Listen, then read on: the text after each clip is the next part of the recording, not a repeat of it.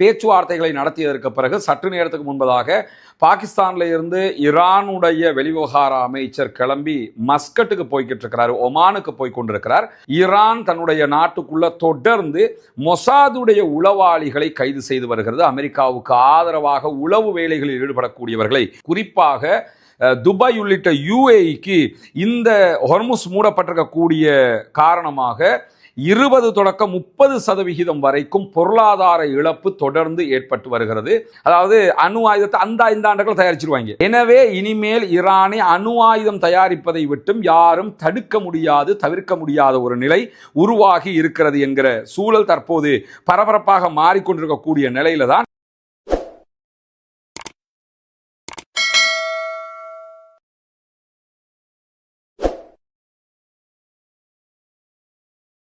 அன்பிற்கினிய சகோதர சகோதரிகளே, நம் அனைவர் மீதும் ஏக இறைவனுடைய அமைதியும் கருணையும் உண்டாகட்டுமாக என்கிற உயரிய பிரார்த்தனைகளோடு, பாலஸ்தீனம் மீதான இஸ்ரேலிய ஆக்கிரமிப்பு இராணுவத்தினுடைய 2 ஆண்டுகால யுத்தங்கள் ஒரு யுத்த நிறுத்தமாக மாற்றப்பட்டு இன்றோடு 197வது நாட்களை நாம் தாண்டி கொண்டிருக்கக்கூடிய சூழல்ல இன்றைய தினம் பாலஸ்தீனத்தினுடைய காசா பகுதியினுடைய தைரல் பலா நகராட்சி தேர்தல்கள் நடைபெற்றிருக்கிறது. கிட்டத்தட்ட 70,000 பேர் வாக்களிப்பதற்கு தகுதி பெற்றிருந்தாலும் 50,000க்கு உட்பட்டவர்கள் தான் வாக்களிப்பிலே பங்கு பெற்றிருக்கிறார்கள் என்கிற செய்திகள் வெளியாகி இருக்கிறது.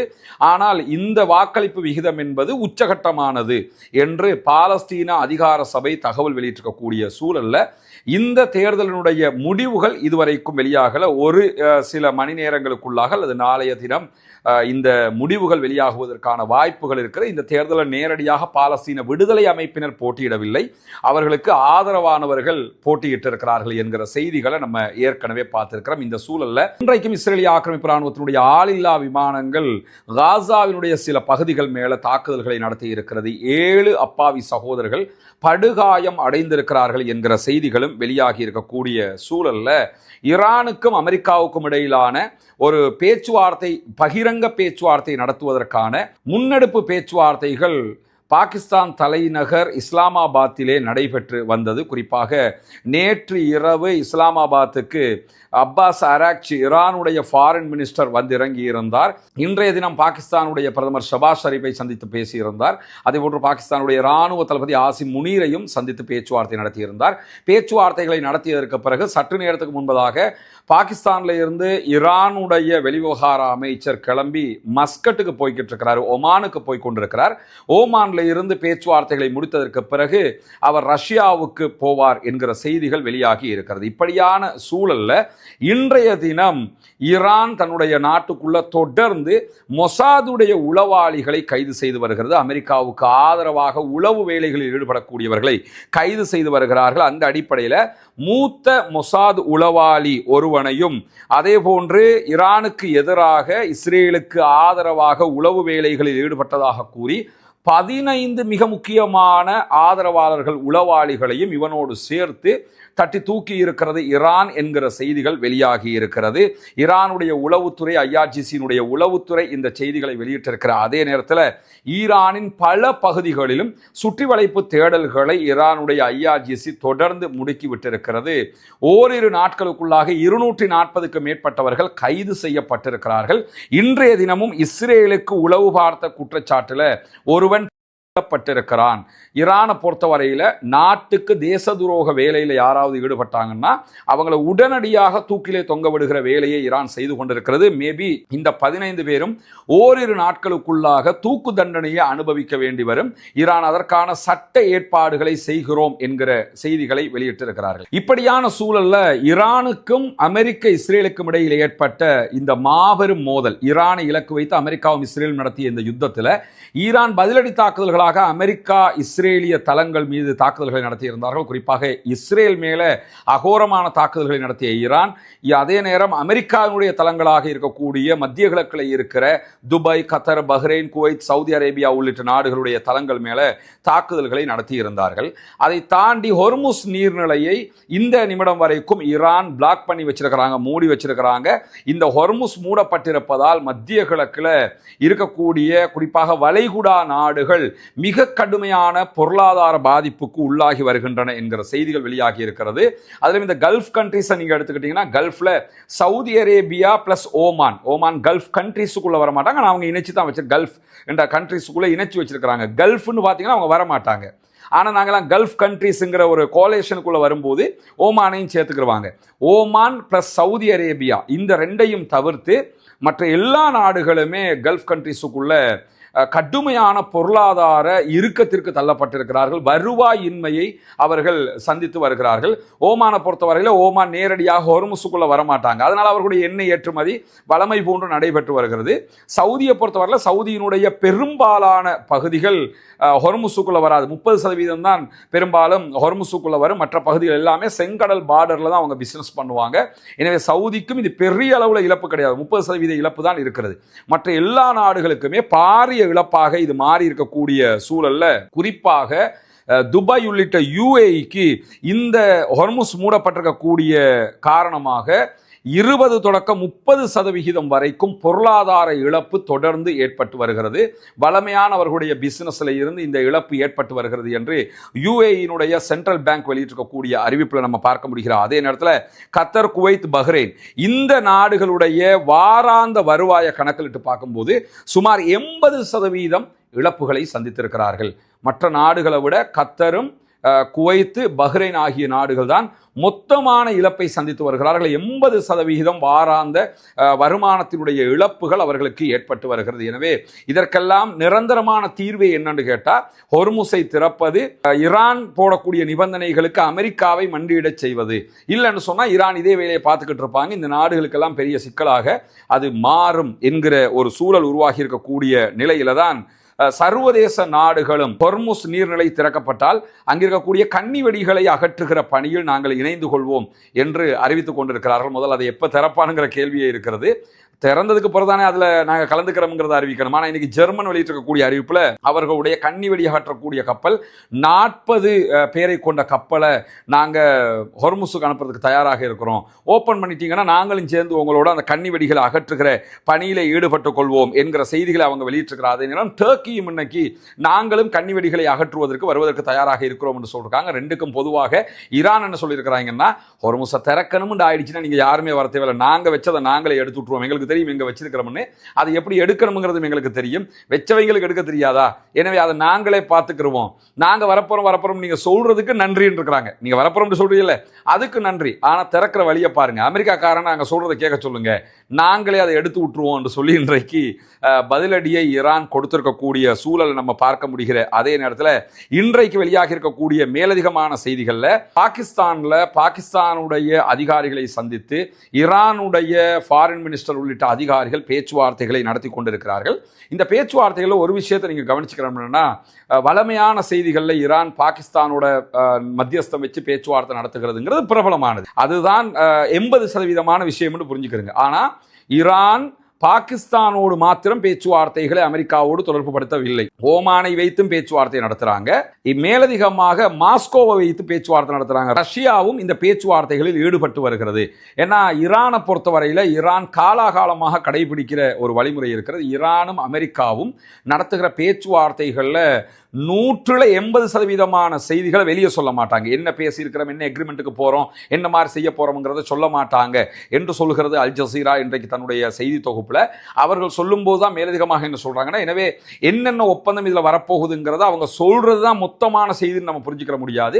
அவங்க சொல்லாத செய்திகளும் இருக்கிறது. காரணம் என்ன, பாகிஸ்தான் மெயினான பேச்சுவார்த்தை நடத்துகிறது, அதே நேரம் ஓமானும் சில பேச்சுவார்த்தைகளை நடத்துகிறது, அதே போன்று மாஸ்கோவும் சில பேச்சுவார்த்தைகளை நடத்துகிறது என்கிற செய்திகள் வெளியாகி இருக்கு. அதனால தான் பாகிஸ்தானுக்கு போய் பேசிட்டு அடுத்ததாக ஓமானுக்கு போறாங்க, ஒமான்ல இருந்து கிளம்பி ரஷ்யாவுக்கு போறாங்க. அதனால தான் பாகிஸ்தான்ல பேச்சுவார்த்தையை முடிச்சுட்டு ஒமானுக்கு போறாங்க, ஒமான்ல பேச்சுவார்த்தையை முடிச்சுட்டு ரஷ்யாவுக்கு போறாங்க என்கிற செய்திகள் எல்லாம் வெளியாகி கொண்டிருக்கிறது. இப்படியான ஒரு பரபரப்பான சூழல் எப்பொழுதுமே மத்திய கிழக்கில் நிகழ்கிற நேரத்தில் இந்த பேச்சுவார்த்தைகளுக்கு ஏன் முடிவு எட்டப்படாமல் இருக்கிறது என்கிற ஒரு பாரிய ரகசியம் தற்போது கசிந்து கொண்டிருக்கிறது. என்னன்னா நமக்கெல்லாம் தெரியும், ஈரானிடத்தில் 460 கிலோகிராம் செறிவூட்டப்பட்ட யுரேனியம் இருக்கிறது. இதை வைத்து 9-10 அணு ஆயுதங்களை ஈரானால் தயாரிக்க முடியும். எனவேதான் அந்த செறிவூட்டப்பட்ட யுரேனியத்தை எங்க கிட்ட தந்துருங்க, நீங்க அதை வச்சுக்கிற கூடாதுன்னு அமெரிக்கா கேட்டுக்கிட்டே இருந்தா. இதை கேட்டுக்கிட்டு தான் 2025 ஜூன் மாதம் அவ்வளவு பெரிய அட்டாக் பண்ணினாங்க. அட்டாக் பண்ணி செறிவூட்டப்பட்ட யுரேனியத்தை நாங்கள் அழிச்சிட்டோம் அப்படின்னு சொன்னாங்க. ஆனால் இந்த யுத்தத்தை ஆரம்பிக்கும் போது அது அழிக்கப்பட்டதை சொல்லிக்கிட்டு இருந்தவங்க அதை அழிக்கிறதுக்கு தான் திரும்ப யுத்தம் பண்றோம்னு சொன்னாங்க. ஆனால் இந்த யுத்தத்திலையும் அவர்களால் அதை அழிக்க முடியவில்லை என்பது நிரூபணமாகி இருக்கிறது. அதனால தான் பேச்சுவார்த்தையிலேயாவது அந்த யுரேனியத்தை எங்க கிட்ட தந்துருங்க, இல்லாட்டி ஒரு தேர்ட் பார்ட்டிக்கு அதை கொடுத்துருங்க, நீங்க வச்சுக்கிற வேணாம், நீங்க யுரேனியத்தை செறிவூட்டக்கூடாது, நீங்க அணு ஆயுதம் தயாரிச்சிடக்கூடாது என்கிற விதமாக தொடர்ந்து அழுத்தங்களை கொடுத்து கொண்டிருக்கிறது ஈரானுக்கு அமெரிக்கா. ஆனா இன்றைக்கு வெளியாகி இருக்கக்கூடிய செய்திகள் பிரகாரம் ஈரான் ஏன் விடாப்பிடியாக இருக்கிறார்கள் என்பதை பொறுத்தவரையில, ஈரான் தன்னுடைய அணுசக்தி திட்டத்தில் ஒரு முக்கியமான மைல்கல்லை அடைந்து விட்டார்கள் என்கிற செய்திகள் வெளியாகி இருக்கிறது. குறிப்பாக ஒரு மறைமுக அணு ஆயுத நாடாக மாறிவிட்டதாக சமீபத்திய ஆய்வுகள் காட்டுகிறது என்கிற செய்திகளை இன்றைக்கு அல் ஜசீராவாக இருக்கலாம், மிடில் ஈஸ்ட் ஐயாக இருக்கலாம், மிடில் ஈஸ்ட் மானிட்டராக இருக்கலாம், இப்படி பல ஊடகங்களும் இந்த செய்திகளை தொட்டு காட்டியிருப்பதை நம்ம பார்க்க முடியும். ஈரான் இடத்துல 60% செறிவூட்டப்பட்ட 460 கிலோகிராம் யுரேனியம் கையிருப்பில் இருக்கிறது. இதை குறுகிய காலத்துக்குள்ளாக அவர்கள் ஒரு அணு ஆயுதமாக மாற்றிவிட முடியும் என்கிற நிலையில இப்பொழுது ஈரான் அணு ஆயுத வாசலில் நிற்கிறது என்கிற செய்திகள் வெளியாகி இருக்கிறது. அதாவது அணு ஆயுதத்தை இந்த ஆண்டுகள் தயாரிச்சிருவாங்க. எனவே இனிமேல் ஈரானை அணு ஆயுதம் தயாரிப்பதை விட்டும் யாரும் தடுக்க முடியாது, தவிர்க்க முடியாத ஒரு நிலை உருவாகி இருக்கிறது என்கிற சூழல் தற்போது பரபரப்பாக மாறிக்கொண்டிருக்கக்கூடிய நிலையில தான் இலங்கையினுடைய கிழக்கு பகுதிகள் பொத்துவில்ல செய்து வரக்கூடிய இஸ்லாத்தை ஏற்றுக்கொண்ட சகோதர சகோதரிகளுக்கான வீடு கட்டும் கட்டுமான பணிகளுக்கு தந்து உதவுங்கள் என்று சொல்லி, ஏன்னா ஜக்காத்தை பெறக்கூடிய தகுதி படைத்த 8 கூட்டத்தாரில் இந்த இஸ்லாத்தை ஏற்றுக்கொண்ட சகோதரர்களும் அடங்குகிறார்கள். அவர்கள் ஏழைகள் என்கிற காரணத்தினால அவர்கள் மிஸ்கீன்கள், அதே போன்று ஃபக்கீர்கள் பட்டியலையும் வருவாங்க. மொத்தத்தில் ஜகாத் பெறக்கூடிய 8 கூட்டத்தில் 3 கூட்டத்தினுடைய நன்மைகள் அவர்களுக்கு கொடுக்கக்கூடிய உதவிகளால் நமக்கு கிடைத்துவிடும் என்கிற செய்திகளை உங்களுக்கு நம்ம தொடர்ந்து சொல்லிக் கொண்டு வந்தோம். அங்குள்ள காட்சிகளையும் நம்ம காட்டியிருந்தோம். ஏற்கனவே 5 வீடுகளை நம்ம கட்டி கையளிச்சிருக்கிறோம். அந்த காட்சிகள் எல்லாம் தொடர்ந்து நீங்கள் பார்த்து வருகிறீர்கள். அதை தாண்டி இன்னும் 9 வீடுகள் கட்ட வேண்டிய தேவை இருக்கிறது. மொத்தம் 14 வீடுகள் என்கிற தகவல்களை உங்களுக்கு நம்ம சொல்லி வந்தோம். அதற்கான உதவிகளை நீங்கள் தொடர்ந்து வழங்கி வருகிறீர்கள். உங்களுடைய ஜக்காத்து தான தர்மங்களை தந்து வருகிறீர்கள். அந்த அடிப்படையில் தற்போது நம்ம 6வது வீட்டை கட்டுகிற பணியை ஆரம்பித்திருக்கிறோம். அதனுடைய காட்சிகளை தான் நீங்க முன்னாடி பார்க்கிறீங்க. நீங்கள் தரக்கூடிய உதவிகளை கொண்டுதான் மக்களுக்கு தேவையான ஏழை எளிய மக்களுக்கு உரிய எல்லா காரியங்களையும் நம்ம பண்ணி வர்றோம். தித்வா புயலுக்கான பணிகளாக இருந்தாலும் சரி, அதற்கு பிறகு வாட்டர் டேங்கை நம்ம ஓபன் பண்ணி கொடுத்ததாக இருந்தாலும் சரி, மற்ற எல்லா பணிகளும் நீங்கள் தரக்கூடிய ஜக்காத்து தான தர்மங்களை கொண்டு ஏழைகளுக்கு முறையாக செய்யப்பட்டு வருகிறது என்பது உங்களுக்கு தெரியும். அந்த அடிப்படையில் தான் தற்போது அல்ஹம்துலில்லாஹ் 6வது வீடை கட்டுகிற பணியை நம்ம ஆரம்பிச்சிருக்கிறோம். இந்த பணி தொடர்ந்து நடைபெற்று 14 வீடுகளும், மீதி இருக்கக்கூடிய 9 வீடுகளும் கட்டி முடிக்கப்பட வேண்டும் என்பதுதான் என்னுடைய பிரார்த்தனையும் நிச்சயமாக உங்களுடைய பிரார்த்தனையாகவும் இருக்கும். எனவே இந்த பணியை சிறப்பாக முடிப்பதற்காக தொடர்ந்தும் உங்களுடைய உதவிகளை வாரி வழங்குங்கள் என்கிற கோரிக்கை இந்த இடத்திலே முன்வைத்துக் கொள்கிறேன். ஈரானுடைய இந்த தொழில்நுட்ப வளர்ச்சிங்கிறது அந்த நாட்டை இனிமேல் ஒரு சாதாரண ராணுவ சக்தியாக அமெரிக்காவால் பார்க்க முடியாது. ஏன் நார்த் கொரியா மேல அட்டாக் பண்ணாம இருக்கிறாங்கன்னா, நார்த் கொரியாட்ட அணு ஆயுதம் இருக்கிறது. பாகிஸ்தான் மேல சண்டை பிடிச்சாலும் அப்படி நார்மலா 2 நாடும் போய்க்குது எதுக்குன்னு கேட்டா, பாகிஸ்தான்டையும் அணு ஆயுதம் இருக்குது, இந்தியாட்டையும் அணு ஆயுதம் இருக்குது. அதே மாதிரி ரஷ்யாவாக இருக்கலாம், அல்லது பிரான்ஸாக இருக்கலாம், அதே போன்று பிரித்தானியாவாக இருக்கலாம். இவங்கள்ட்ட எல்லாம் 9 நாடுகள் கிட்டத்தட்ட அணு ஆயுதம் வச்சுக்கிட்டு இருக்கிறாங்க. 10ஆவதாக இஸ்ரேல் வச்சுக்கிட்டு இருக்கிறாங்க. ஆனால் இஸ்ரேல் எங்கள்கிட்ட அணு ஆயுதம் இருக்குன்னு சொல்றதும் இல்லை, இல்லைன்னு சொல்லி மறுக்கிறதும் இல்லை. இப்பொழுது இந்த 10வது இடம் இஸ்ரேல் என்று வச்சுக்கிட்டீங்கன்னா 11வது இடமாக ஈரான் மாறி இருக்கிறது. எனவே ஈரானோடு இனிமேல் சண்டையிடுவது என்பது சாதாரணமான விஷயம் கிடையாது. இந்த மாதிரியான ஒரு நிலை உருவாகி இருக்கிறதுனால இப்ப அமெரிக்கா தன்னுடைய கொள்கைகளையே மாற்றிக்கொள்ள வேண்டிய நிர்பந்தம் உருவாகி இருக்கிறது. இந்த பேச்சுவார்த்தை இழுவரிக்கு மிக முக்கியமான காரணம் என்று சொல்றாங்க. அமெரிக்காவினுடைய அரசு ஈரான் பற்றிய தன்னுடைய கொள்கையை முழுமையாக மாற்றி அமைக்க வேண்டிய நிர்பந்தத்துக்கு தள்ளப்பட்டிருக்கிறது. குறிப்பாக இனிமேல் அணு ஆயுதம் தயாரிக்கவே மாட்டோம் என்று ஈரான் சொன்னாலும் அவங்க வாசலுக்கு வந்துட்டாங்க, கன்ஃபார்மா தயாரிச்சிருவாங்க. இனிமே ஈரானோட சண்டை பிடிச்சு அதை அழிக்கிறதுங்கிறது அசாத்தியமானது. ஈரானுடைய அணுசக்தி திறனை இனி மறுக்க முடியாத ஒரு பேருண்மையாக அமெரிக்கா ஏற்றுக்கொள்ள வேண்டிய நிலை உருவாகி இருக்கிறது. அதனால இப்ப நடக்கிற பேச்சுவார்த்தைகளை தற்காப்பு அதே போன்று பேச்சுவார்த்தை முறைகள் மூலமாக ஒரு மிடில் நிலைக்கு ஈரானை கொண்டு வர்றதுக்கு தான் அமெரிக்கா தடுமாறி கொண்டிருக்கிறாங்க. குறிப்பாக ஈரான் இந்த நிழல் அணு ஆயுதத்தை பெற்றுக்கொண்டிருக்கக்கூடிய காரணத்தினால வளைகுடாவில் ஒரு நிழல் அணு ஆயுதம் கொண்ட பாரிய ஆயுத சக்தி கொண்ட ஒரு நாடாக தற்போது ஈரான் மாறி இருக்கிறது. இது வளைகுடா நாடுகளுக்கு ஒரு பெரிய பிரச்சனை என்னன்னா, அவங்கள்ட்ட அணு ஆயுதம் கிடையாது, ஈரான்ட்ட இருக்குதுங்கிறது. எல்லாத்துக்கும் மேல அமெரிக்காவுக்கு ஒரு பெரிய தலையடியாக மாறிடுச்சு. சும்மா இருந்திருந்தா கூட அவங்க சும்மா இருந்திருப்பாங்க. யுத்தம் பண்ணுகிறோம் பேர் வழின்னு சொல்லி அவங்களை அணு ஆயுதத்தை தயாரிக்கிற இடத்துக்கு கொண்டு வந்து விட்டுட்டாங்க. எனவே இனிமேல் ஈரானை அணு ஆயுதம் அற்ற நாடு என்கிற இடத்துல வச்சு பார்க்க முடியாது. அவர்கள் ஒரு நிழல் அணு ஆயுதத்தை தயாரித்து விட்டார்கள். நிழல் அணு ஆயுதம் என்னன்னா, அணு ஆயுதத்துல வாசலுக்கு வந்துட்டாங்க, அடுத்த அணு ஆயுதம் தான்.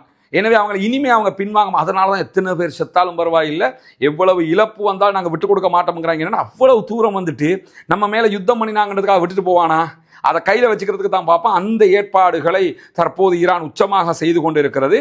கடந்த ஜூன் மாதம் 2025 அமெரிக்கா ஈரான் மேல தாக்குதல் நடத்தியது. பிறகு இந்த பிப்ரவரி மாதம் 28 தாக்குதல்களை ஆரம்பித்து 40 நாட்கள் யுத்தம் செய்தும் ஈரானுடைய அணுசக்தி வல்லமையை அவர்களால் அழிக்க முடியாமல் போய்விட்டது. ஈரான் தன்னுடைய தலைவர்கள் என்று பல பேரை இழந்தாலும் தொழில்நுட்ப வல்லமையை இழக்கவில்லை, தொழில்நுட்ப வல்லமையை பாதுகாத்து கொண்டது. அதே போன்று அணு ஆயுத வல்லமை கொண்ட நாடாக மாறுவதற்குரிய வாசலுக்கு வந்துவிட்டது. அமெரிக்கா இனி ஈரானை அச்சுறுத்துவதை விட என்ன பண்ணலாம் என்று சொல்லி சொன்னா, மிடில் ஈஸ்ட் மானிட்டர் சொல்லக்கூடிய ஒரு செய்தியில் என்ன சொல்றாங்கன்னு கேட்டா, இதற்கு பிறகு அணுசக்தி சமநிலையை பேணக்கூடிய ஒரு நாடாக ஈரானை வைத்துத்தான் அமெரிக்கா ஈரானை அணுக வேண்டி இருக்கிற நியூக்ளியர் பேலன்ஸான ஒரு நாடாக தற்போது ஈரானை அவர்கள் அணுக வேண்டிய நிர்பந்தத்திற்கு தள்ளப்பட்டிருக்கிறார்கள்.